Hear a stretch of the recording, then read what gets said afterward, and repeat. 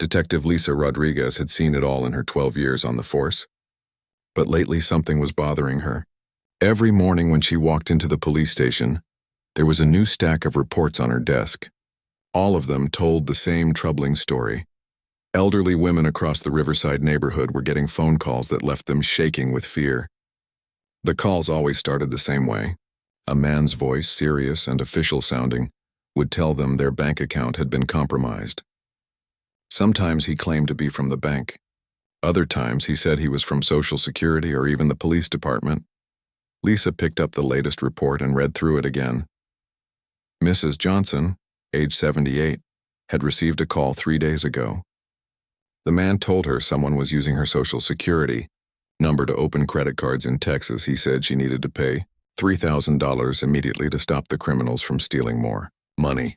Mrs. Johnson had been so scared that she drove straight to the bank. She was about to withdraw the money when a bank teller noticed how upset she looked.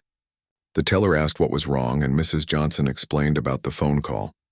Thankfully, the teller recognized it as a scam and convinced Mrs. Johnson not to send any money.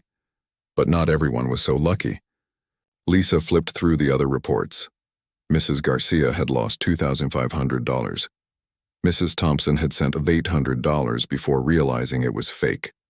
The stories went on, each one making Lisa angrier than the last. What really bothered Lisa was how much these callers knew about their victims. They didn't just have names and phone numbers. They knew addresses, family members' names, and even personal details that should have been private. How was someone getting all this information? Lisa decided to visit some of the victims in person. Maybe talking to them face-to-face would give her clues that weren't in the written reports. Her first stop was Mrs. Chen's house on Maple Street. The 72-year-old woman answered the door quickly as if she had been waiting by the window. Her gray hair was perfectly styled, and she wore a neat blue sweater that reminded Lisa of her own grandmother. "Come in, dear," Mrs. Chen said, leading Lisa to a living room filled with family photos and the smell of fresh tea. "I've been hoping someone would take this seriously." Mrs. Chen had worked as a court reporter for 40 years before retiring. She had spent decades listening carefully to every word spoken in courtrooms, writing down conversations that would later become official records. Those skills had served her well when the scammer called. "Most people hang up when they get scared," Mrs. Chen explained, pouring tea into delicate china cups. "But something told me to keep listening. I've heard enough lies in my time to recognize them." When the call came, Mrs. Chen had done something different. Instead of panicking, she had grabbed a notepad and started writing down everything the caller said.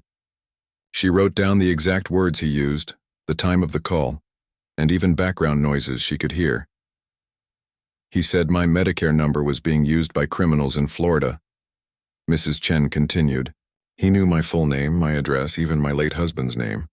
But then he made a mistake." Lisa leaned forward. "What kind of mistake?" "He said I needed to go to a specific Western Union location on 5th Street to send the money. But I've lived in this neighborhood for 30 years. There hasn't been a Western Union on 5th Street for at least 5 years. It closed down and became a coffee shop." This was the kind of detail that could break a case wide open. The scammer knew personal information about Mrs. Chen, but he didn't know the neighborhood well enough to give accurate directions. Mrs. Chen pulled out a small notebook filled with her neat handwriting.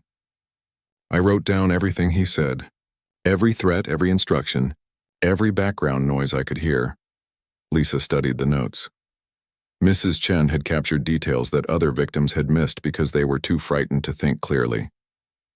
The caller had mentioned specific case numbers that sounded official.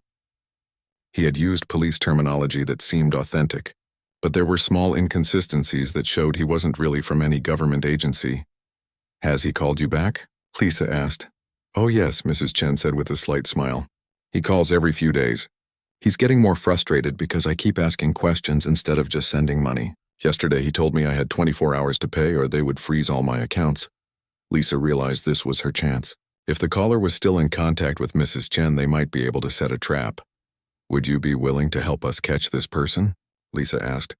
"It might involve letting him call you again while we listen in." Mrs. Chen's eyes lit up with determination. "Detective, I spent 40 years helping put criminals in jail by making sure their words were recorded accurately. I'm not about to let some coward who preys on elderly people get away with it." Over the next hour, Lisa learned more about the scam than she had from all the previous reports combined. Mrs. Chen had noticed that the caller always seemed to know when she was home alone. He never called when her daughter visited on weekends or when her neighbor came over for their weekly card game. "It's like he's watching my routine," Mrs. Chen said, "but I've been careful. I always lock my doors and I never told anyone about my schedule." This observation sent a chill down Lisa's spine. If the caller knew Mrs. Chen's daily routine, he might be getting information from someone who had access to personal details about elderly residents in the neighborhood. Lisa thought about all the elderly victims. What did they have in common besides their age? She pulled out her phone and called the station, asking them to pull up the files on all the scam victims from the past 3 months.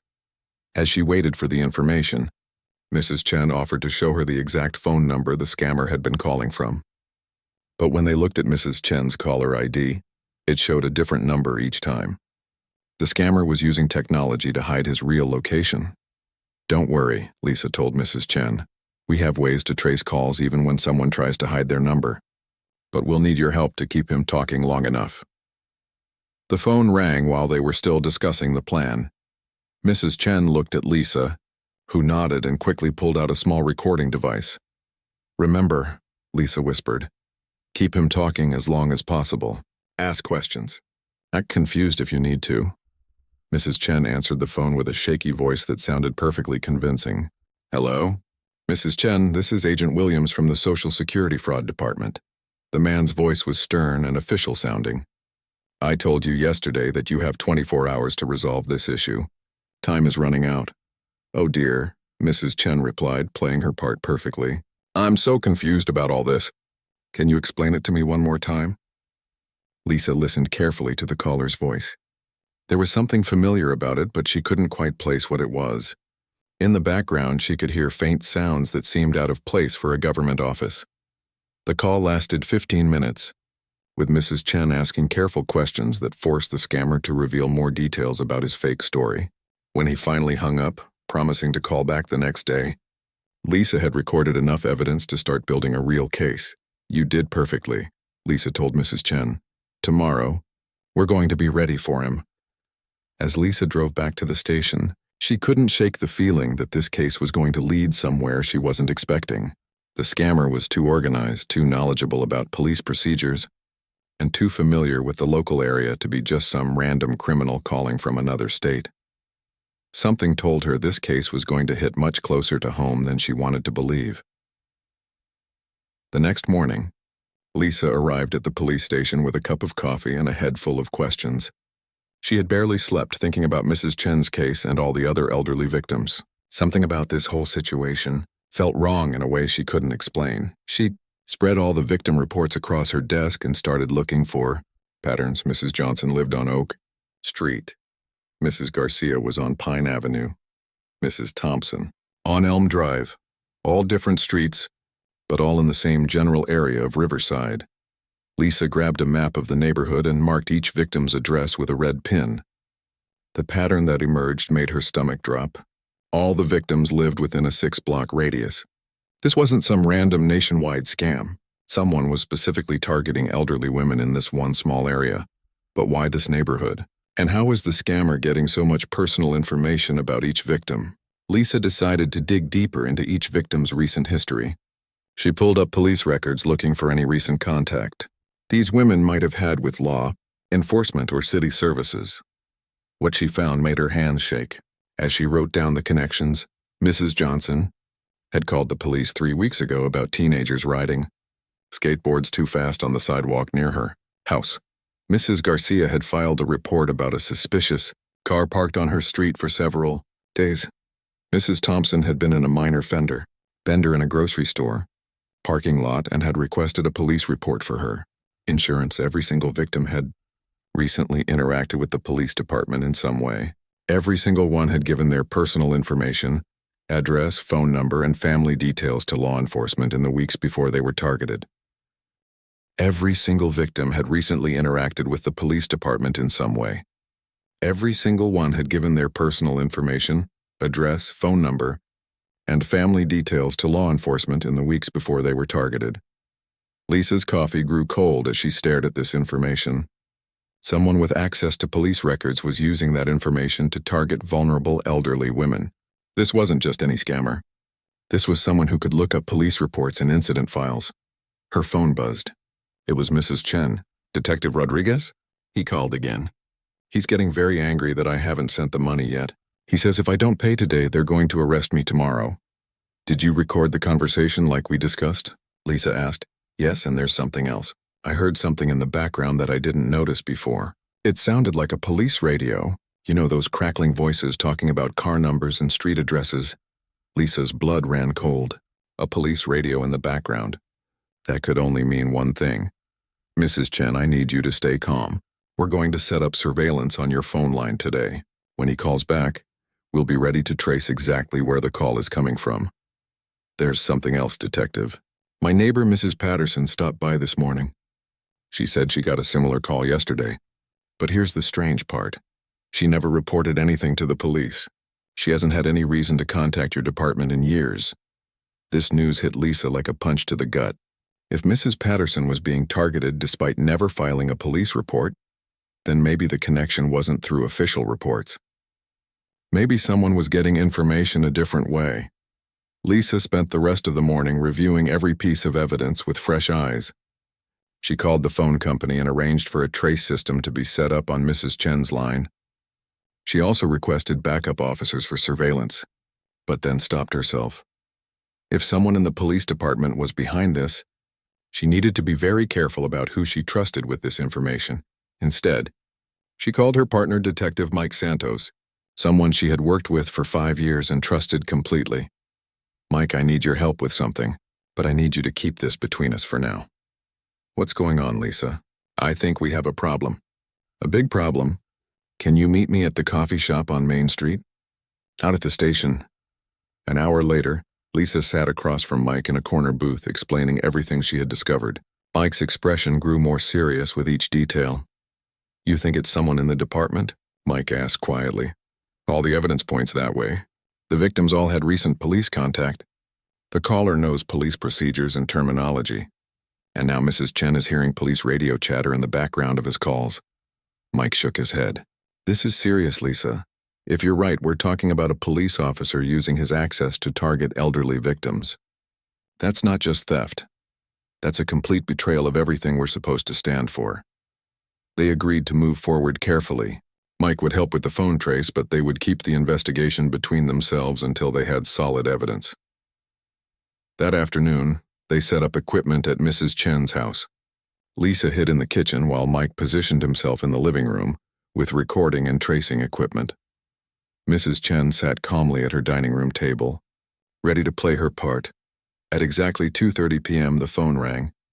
"Mrs. Chen, this is your final warning." The man's voice was harsh and threatening. "If you don't send that money in the next 2 hours, we're sending officers to arrest you for Social Security fraud." Mrs. Chen looked at Lisa, who nodded encouragingly. "I'm sorry, but I'm still confused about something," Mrs. Chen said. "If I'm in trouble with Social Security, why are you asking me to send money to a person named Rodriguez in Miami? Shouldn't I send it directly to the government?" There was a pause. Lisa could hear the caller getting frustrated. "Ma'am, you need to follow instructions exactly as I give them to you. The money goes to our investigative unit in Miami for processing. This is standard procedure. But my grandson works for the government, and he told me that federal agencies never ask for payments through Western Union or gift cards. Your grandson doesn't understand how fraud investigations work." The caller snapped. "I'm telling you, if you don't comply, you will be arrested." In the background, Lisa could clearly hear what sounded like police radio traffic. Someone was talking about a traffic stop on Riverside Avenue, using exact terminology and codes that only police officers would know. The call continued for another 10 minutes, with Mrs. Chen asking questions that clearly agitated the caller. Finally, he hung up with a threat to send the arrest team to her house within hours. Mike looked up from his tracing equipment with a grim expression. "I got a location, but you're not going to like it." "Where did the call come from?" "The signal bounced through several towers, but the final location—" Mike paused and double-checked his equipment. "The call originated from within a 3-block radius of our own police station." Lisa felt sick. Her worst fears were being confirmed. Someone she worked with, Someone she saw every day, someone who had sworn to protect and serve the community, was using his position to prey on elderly victims. "There's more," Mike continued. "I ran the voice recording through our audio analysis software. The background sounds you heard? They match the exact radio frequency and call signs used by our department." The room fell silent except for the ticking of Mrs. Chen's antique clock on the wall. "What do we do now?" Mrs. Chen asked quietly. Lisa looked at this brave woman who had risked her safety to help catch a criminal. "Now we set a trap, but this time we're going to catch him in person." "You mean a meeting?" Mrs. Chen asked. "Exactly. When he calls back making his arrest threats, you're going to tell him you're ready to pay. You'll agree to meet someone in person to hand over the money. We'll be watching, and when he shows up, we'll finally see who's been doing this." Mike nodded. "It's risky, but it might be our only chance to identify him." Mrs. Chen straightened her shoulders. "I'm not afraid. This person has been terrorizing elderly people in my neighborhood for months. If I can help stop him, I'm willing to do whatever it takes." As they prepared for the next phase of their plan, Lisa couldn't shake the feeling that when they caught this person, it was going to change everything, not just for the victims, but for everyone who wore a police badge in their department. The thought that one of her fellow officers could betray their oath so completely made her angry and sad at the same time. But it also made her more determined than ever to see justice done. Tomorrow, they would find out exactly who had been hiding behind that threatening voice on the phone. The next morning came too quickly for Lisa. She had spent most of the night going over the plan again and again, trying to think of everything that could go wrong. In just a few hours, they would finally come face to face with the person who had been terrorizing elderly residents. Lisa met Mike at the coffee shop again, before heading to Mrs. Chen's house. They needed to coordinate their surveillance without drawing attention from anyone at the station. "I've been thinking about this all night," Mike said, stirring his coffee nervously. "What if it really is someone we know, someone we work with every day?" "Then we deal with it," Lisa replied, though her stomach was churning with the same worry. "We can't let personal feelings get in the way of protecting innocent people." They had arranged for backup officers from a neighboring precinct, telling them only that they were conducting surveillance on a fraud case. Lisa couldn't risk involving anyone from her own department until they knew who they were dealing with. At Mrs. Chen's house, they set up their equipment one more time. This time, they had additional cameras positioned around the neighborhood and plainclothes officers stationed at key locations near Riverside Park, where they expected the meeting to take place. Mrs. Chen seemed surprisingly calm for someone about to confront a criminal. She had dressed in her best coat and had even styled her hair. "I want to look respectable when I help you catch this crook," she explained with a small smile. At 11:30 a.m., the phone rang right on schedule. "Mrs. Chen, this is Agent Williams. You have exactly 1 hour to bring the money to Riverside Park or face immediate arrest." Mrs. Chen took a deep breath and followed the script she had practiced. "I have the money ready, but I'm scared to go alone. Can't I just mail it to you?" "Absolutely not." The caller's voice was sharp. "You will bring $5,000 in cash to the park bench near the duck pond at exactly 1 p.m. Sit on the bench and wait. Someone will approach you and tell you where to leave the money." "How will I know it's the right person?" Mrs. Chen asked. "They will say the words Social Security investigation. You give them the money and leave immediately. Do not look back, do not ask questions, just leave." The call ended abruptly. Lisa and Mike looked at each other. "This was it. Are you sure you want to do this?" Lisa asked Mrs. Chen. "We can still call it off and find another way." Mrs. Chen picked up her purse and checked to make sure the fake money bundle was inside. "Detective, I've lived through World War II, raised 4 children as a single mother and worked in courtrooms with some of the most dangerous criminals in the city. I'm not about to be intimidated by some coward who picks on elderly women." They drove to Riverside Park in separate cars. Mrs. Chen went in her own vehicle while Lisa and Mike followed at a distance. The backup officers were already in position, disguised as joggers, dog walkers, and people reading newspapers on other benches. The park was busier than usual for a Tuesday afternoon. Families with small children played on the playground equipment. Teenagers sat on benches sharing snacks and laughing. Everything looked normal, which somehow made Lisa more nervous. Mrs. Chen walked slowly to the designated bench near the duck pond. She sat down carefully, placing her purse beside her as instructed. From her position behind a large oak tree, Lisa watched through binoculars as Mrs. Chen appeared to feed the ducks with breadcrumbs she had brought along. For the first 10 minutes, nothing happened. A few people walked past Mrs. Chen's bench, but no one approached her. Lisa started to worry that the scammer had gotten suspicious and decided not to show up. Then she saw someone walking toward the pond from the parking lot. The person was wearing a dark baseball cap pulled low over their face, sunglasses, and a thick winter coat despite the mild weather. They moved with purpose, scanning the area carefully before approaching Mrs. Chen's bench. Lisa spoke quietly into her radio. Suspect approaching target location. All units maintain positions until my signal. The person sat down on the opposite end of Mrs. Chen's bench and appeared to be watching the ducks. For several minutes, neither of them spoke. Then Lisa saw the person lean toward Mrs. Chen and say something. Mrs. Chen nodded and reached into her purse. She pulled out the bundle of fake money and placed it on the bench between them. The person looked around nervously, then reached for the money. Now, Lisa spoke into her radio. All units move in, but something went wrong. The person must have spotted one of the surveillance officers because they suddenly jumped up from the bench and started running toward the parking lot. Lisa broke from her hiding spot and ran after them, speaking into her radio as she ran. Suspect is fleeing toward the north parking lot. All units converge on that location. The person was fast, but they were also weighed down by the heavy coat. Lisa was gaining ground when the suspect suddenly turned and ran toward a wooded area at the edge of the park. Lisa followed, her heart pounding as she chased the figure through the trees. Branches scratched at her face and her radio crackled with reports from other officers trying to coordinate their positions. The suspect seemed to know exactly where they were going, taking a path through the woods that led directly toward the street behind the park. Lisa realized they had planned an escape route in advance. She pushed herself harder, getting close enough to see that the person was definitely wearing some kind of disguise. The thick coat made their real body shape impossible to determine, and the hat and sunglasses hid most of their face. Just as they reached the edge of the woods, the suspect stumbled over a fallen branch. Lisa was close enough to tackle them, but as they both went down, she felt a sharp pain in her shoulder where she hit the ground hard. The suspects scrambled to their feet and kept running, leaving Lisa on the ground trying to catch her breath. By the time Mike and the other officers reached her, the person had disappeared into the residential neighborhood beyond the park. "Are you okay?" Mike asked, helping Lisa to her feet. "I'm fine, but they got away," Lisa said, frustrated and angry with herself. "Did anyone get a good look at them?"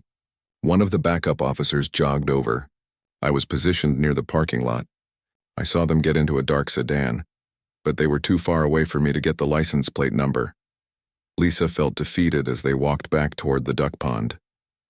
Mrs. Chen was still sitting on the bench, now surrounded by concerned officers. "I'm so sorry," Mrs. Chen said when she saw Lisa. "I did exactly what we planned, but something spooked them." "It's not your fault," Lisa assured her. "You were perfect. We just got unlucky."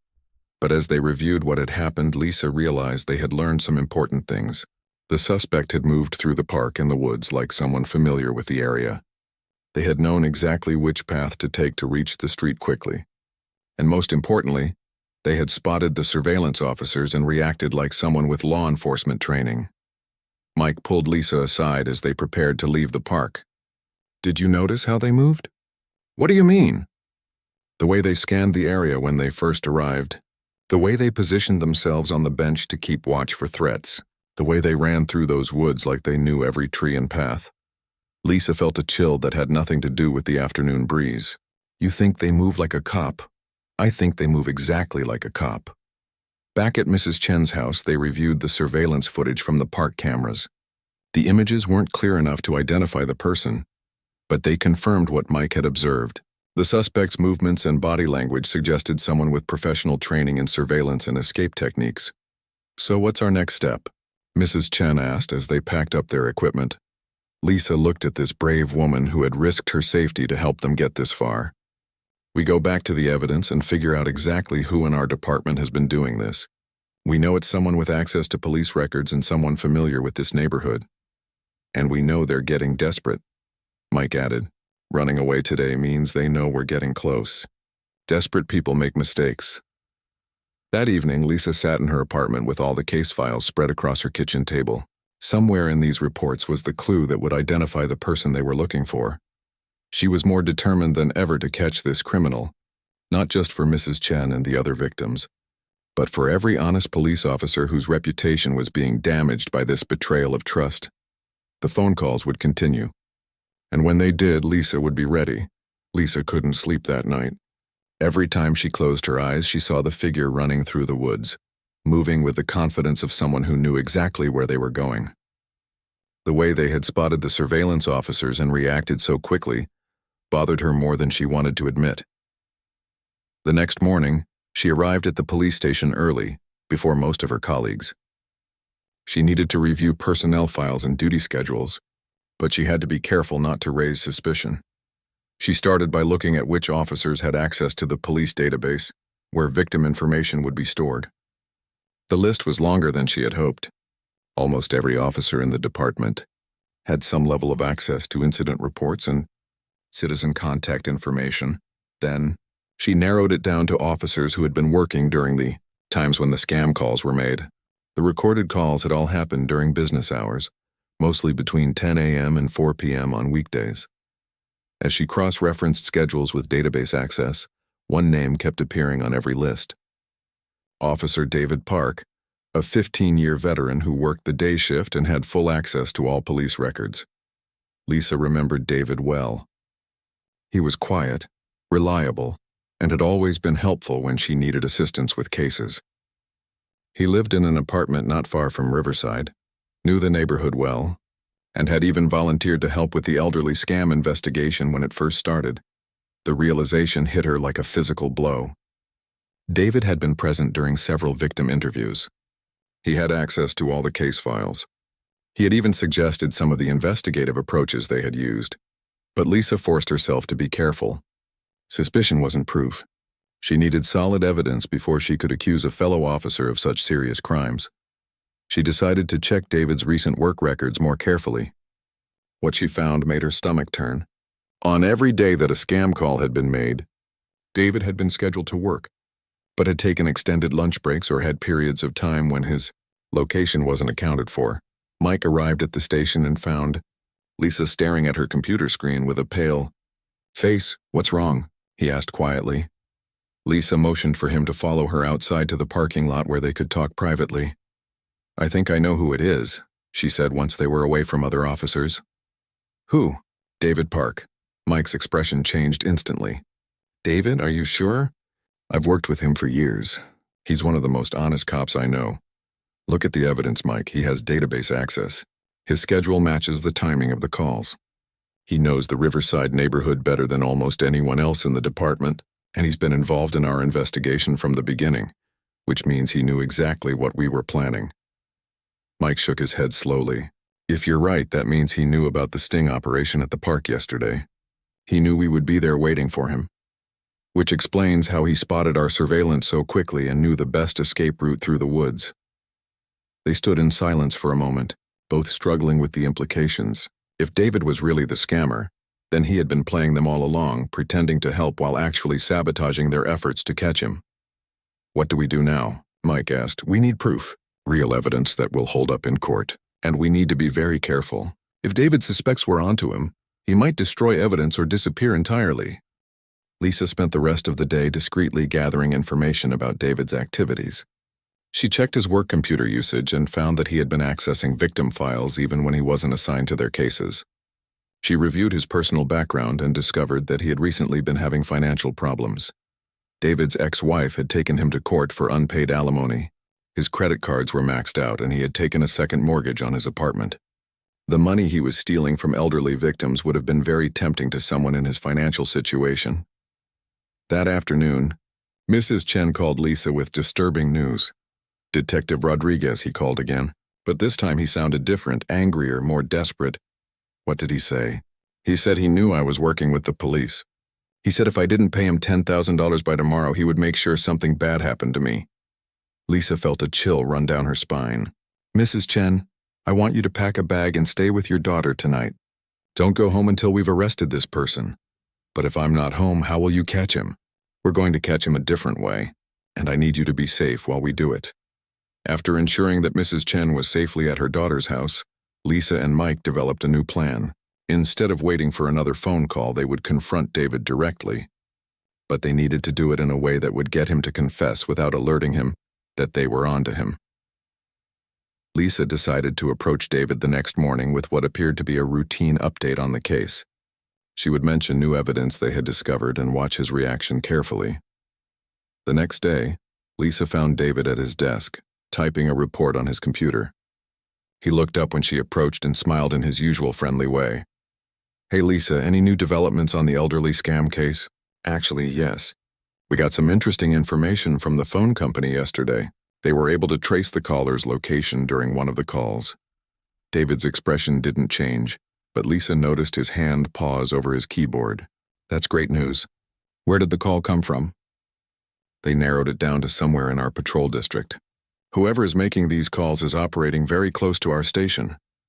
"Interesting," David said, but Lisa could see tension in his shoulders that hadn't been there before. "Any suspects?" "We're working on it. The phone company is going to give us more detailed location data today. They think they can pinpoint the exact building where the calls originated." This was a lie, but Lisa wanted to see how David would react to the pressure.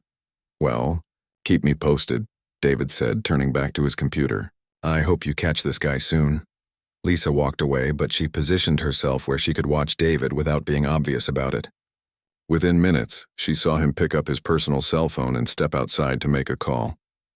Mike was waiting in the parking lot and followed David at a distance. 20 minutes later, Mike returned with a grim expression. He drove straight to a payphone on Market Street and made a call that lasted about 5 minutes. Then he went to a bank and withdrew a large amount of cash. "He's getting ready to run," Lisa realized. "We need to move fast." They called their captain and requested permission to arrest David immediately. The captain was shocked by the accusations but agreed to let them proceed with backup support.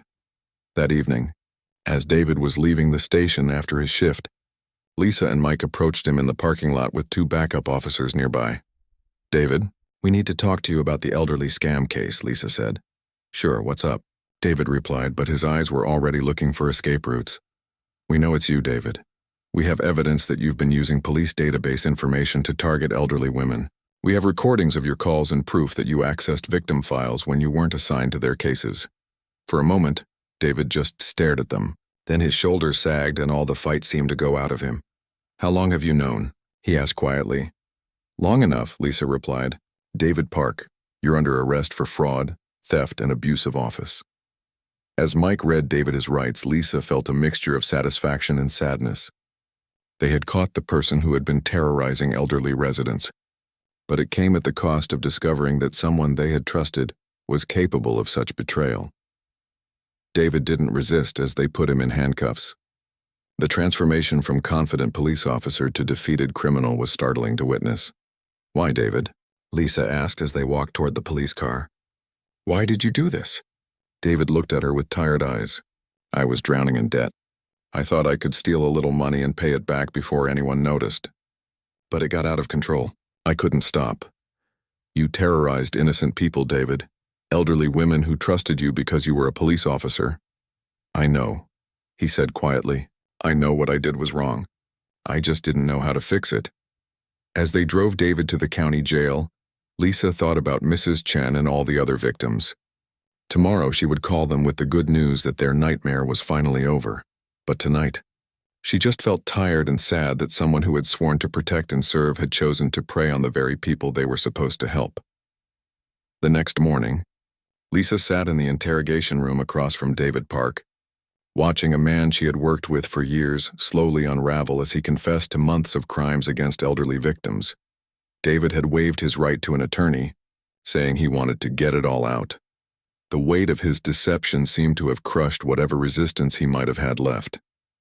"It started 6 months ago," David began, his voice barely above a whisper. "My ex-wife took me back to court for more alimony money. I was already behind on my mortgage and my credit cards were maxed out. I was working extra security jobs on weekends, but it wasn't enough." Lisa took notes as David explained how his financial desperation had led him to notice how much personal information was available in police databases. Names, addresses, phone numbers, family details, and information about people's daily routines from incident reports. I told myself I would just borrow a little money and pay it back before anyone noticed, David continued. I picked Mrs. Garcia first because she lived alone and had filed a report about suspicious activity in her neighborhood. I figured she was already nervous about crime, so she'd be more likely to believe she was in danger. The cold calculation behind his choice of victims made Lisa feel sick. David had deliberately targeted women who were already afraid and vulnerable. How much money did you steal in total? Lisa asked. David closed his eyes and took a shaky breath. $47,000 from 12 different victims over 6 months. The number was staggering. Lisa thought about Mrs. Chen and the other elderly women who had been terrorized by David's calls. For many of them, the money he had stolen represented their entire life savings. What did you do with the money? Paid off some debts, caught up on my mortgage payments, sent alimony to my ex-wife. I kept telling myself I would pay it all back once I got my finances straightened out. But there was always another bill, another emergency. David's confession continued for 2 hours. He admitted to using police computers during his shifts to research potential victims. He had accessed their files to learn personal details that would make his threats more convincing.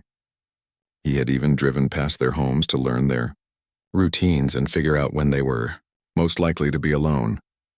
The most disturbing part was how he had used his position as a police officer to make his scam more believable. When victims hesitated to send money, he would mention specific police procedures and case numbers that sounded official. He had even shown up at one victim's house in his police uniform, claiming to be following up on her case. What about Mrs. Chen? Lisa asked. You knew we were using her to trace your calls. Why did you keep calling her? David looked ashamed. I thought I could outsmart you. I knew you were listening to the calls, so I was extra careful about what I said.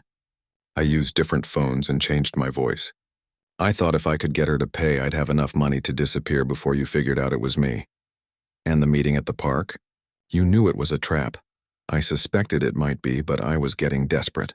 My ex-wife was threatening to take me back to court again, and I was behind on payments again. I thought maybe I could grab the money and run before you caught me.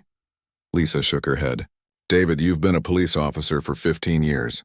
You knew exactly how much damage you were doing to these women. Some of them are afraid to answer their phones now. Mrs. Thompson hasn't left her house alone since you called her.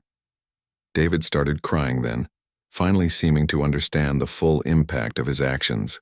I know what I did was terrible. I kept telling myself it was just money, that insurance would cover it or something, but I knew better. I knew I was hurting innocent people. After the confession was complete, Lisa had the difficult task of calling each victim to let them know they had caught the person responsible. The reactions were mixed.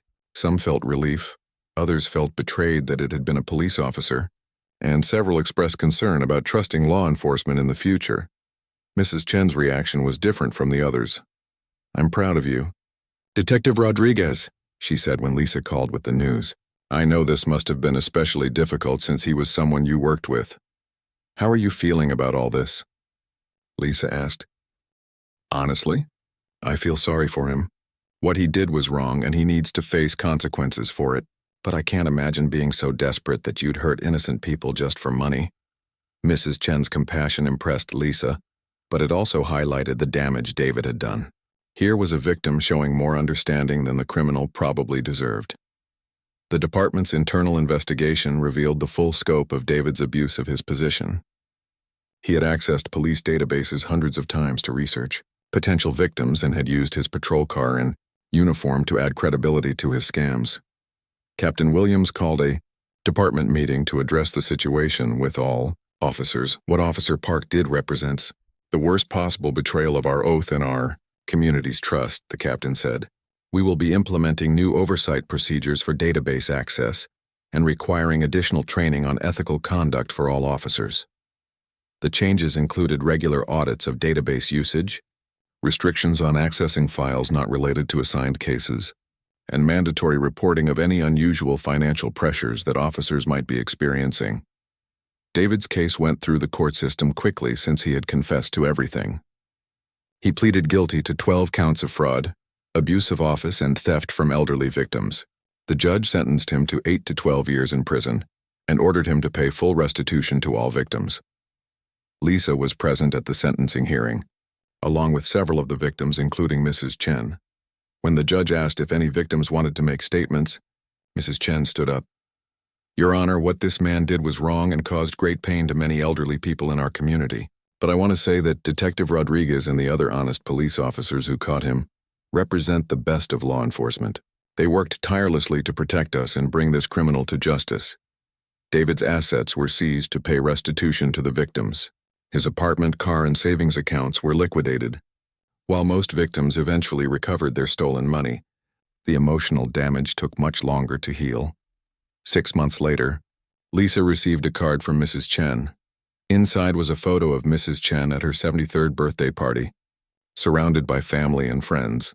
The note read, "Dear Detective Rodriguez, thank you for helping me get my life back. I'm no longer afraid to answer my phone, and I've even started volunteering with other elderly residents to help them recognize scams." What that man meant for harm were turning into something positive. With gratitude, Helen Chen, Lisa, smiled as she read the note.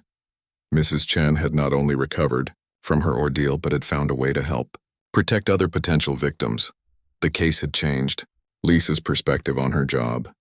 She had always known that police work involved catching criminals, but this case had shown her how important it was to protect the trust that communities placed in law enforcement. David Park had betrayed that trust in the worst possible way, but officers like Lisa and Mike had worked to restore it. The real victory wasn't just catching one bad officer. It was proving that the majority of police officers were worthy of the trust they were given. A year later, the Riverside neighborhood had returned to normal. The elderly residents were more cautious about phone scams, but they were no longer living in fear. New security procedures at the police department had prevented any similar incidents. Lisa still drove through the neighborhood regularly, often stopping to check on Mrs. Chen and other elderly residents. They had become more than just victims in a case. They had become people she genuinely cared about protecting. Sometimes she thought about David, serving his sentence in state prison. She hoped he was getting the help he needed to understand the full impact of his actions. But mostly she focused on the positive changes that had come from solving the case. The story had become a reminder throughout the police department that wearing a badge came with enormous responsibility. Every officer who heard about David Park's crimes was reminded that their actions reflected on every other officer and that the trust of the community was something that had to be earned and protected every single day. For Lisa, it reinforced why she had become a police officer in the first place, to protect people who couldn't protect themselves and to stand up for what was right, even when it meant arresting someone she had once considered a friend.